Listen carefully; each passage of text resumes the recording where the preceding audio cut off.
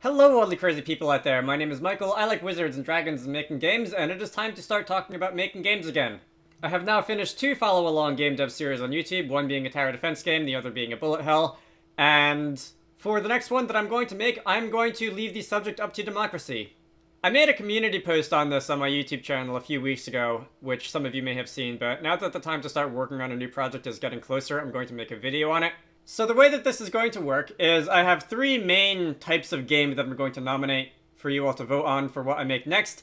Anyway, all three of the projects that I'm going to basically pitch to you guys are going to be a little bit more elaborate and complicated than the first two games that I made in this follow-along series. All of these game pitches are going to be a little bit more involved. I will, of course, try to project manage this in a way that it doesn't take like 4 years for this to get done.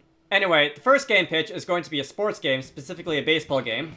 A sports game is going to be a little bit different from things that I've worked on in the past, and in that respect, a game like this is probably going to present the most unique challenges regarding systems that I just haven't had to deal with before in game dev. But I think it's going to be a fun set of challenges to work on, and while I don't expect this game to get a ton of votes compared to the next two subjects because I don't think there's a whole lot of overlap between my audience and fans of American baseball, if you all do want to work on it, then I will be more than happy to put a few years into developing such a thing. My second game pitch is going to be a 3D platformer. Think something in the vein of the Nintendo 64 Legend of Zelda games, adventure platformers, that sort of game. I basically grew up with Harry Potter and the Chamber of Secrets for the PC. By and large, that game is the reason that I got interested in game development in the first place, long story. But that sort of sense of exploration through a 3D world using various tools at your disposal to solve puzzles is a feeling that I've really always wanted to be able to capture in a video game. And while the question of things like 3D map editors are kind of an open problem in GameMaker, if you all want to see this happen, then we can make it happen. Thirdly, and given what my YouTube channel name is, I'm sure you all saw this coming eventually. A turn-based RPG with a top-down 3D overworld. There are many, many examples of games that look like this that we can draw inspiration from. We have, of course, the DS-era Pokemon games. We have, of course, games such as Octopath Traveler, the Dragon Quest remakes.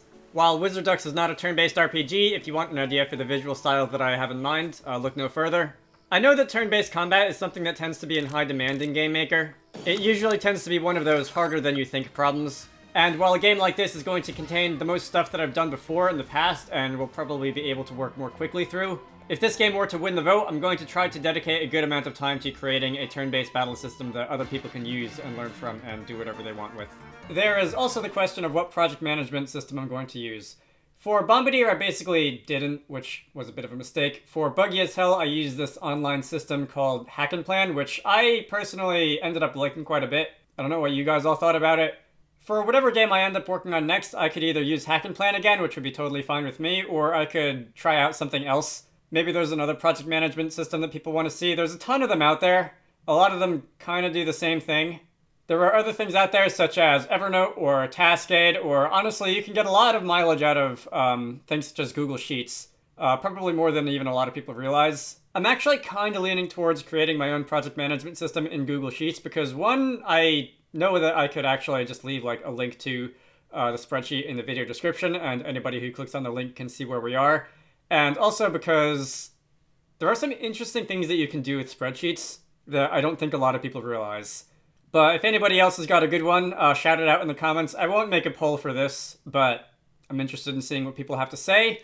I will not be using things like Trello or Monday.com or Asana just because everybody already knows about them. And there's really not a lot that I have to say about Trello and the other popular ones that people don't already know.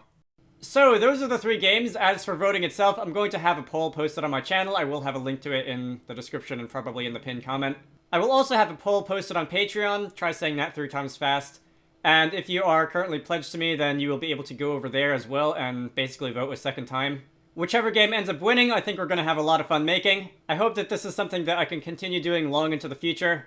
I will announce the results of the vote and any other relevant information sometime in the beginning of February. I hope you all are enjoying this as much as I am, and I will see you all later.